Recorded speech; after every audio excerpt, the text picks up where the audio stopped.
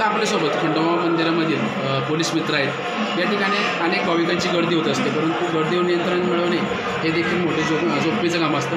आपण त्यांच्याकडे थोडक्यात जाणून घेऊया की नक्की गर्दी जर झाली तर त्याच्याकडनं कसं नियंत्रण केलं जातं। सर नमस्कार। नमस्कार, आपली ओळख सांगा।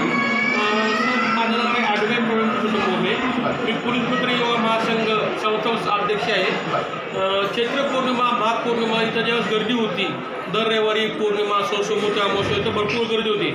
ते गर्दी नियंत्रण करता आम्हाला देवस्थान ट्रस्ट ठेवलेलं आहे। त्या देवस्थान ट्रस्ट करता आम्ही आउटर साईड, इनर साईडला दोन्ही साईडला थांबतो। इकडून कोणी उलट्या साईडने जर घुसलं, आतमध्ये गर्दी होऊ नये ही आमची भावना जास्त करून असते, म्हणून आम्ही इकडून कोणाला जाऊ देत नाही।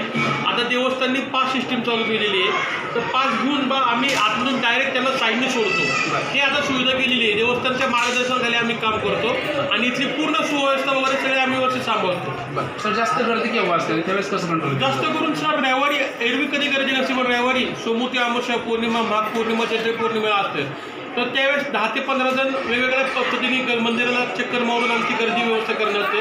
काय झालं, आपलं दारं छोटी आहेत, त्यामुळे लोकांना निघण्याकरता जागा नसते आणि समोरचं गेट एकच गेट असल्यामुळं लोकांना जाण्याकरता तेच गेट आहे, येण्याकरता तेच गेट आहे। तिथं आपली माणसं थांबून प्लस महाराष्ट्र पोलिसांची सुद्धा पोलिस असतात तिथं, आम्ही सगळे मिळून तिथं व्यवस्थित सगळे लोकांना जाण्या येण्याची व्यवस्था करतो।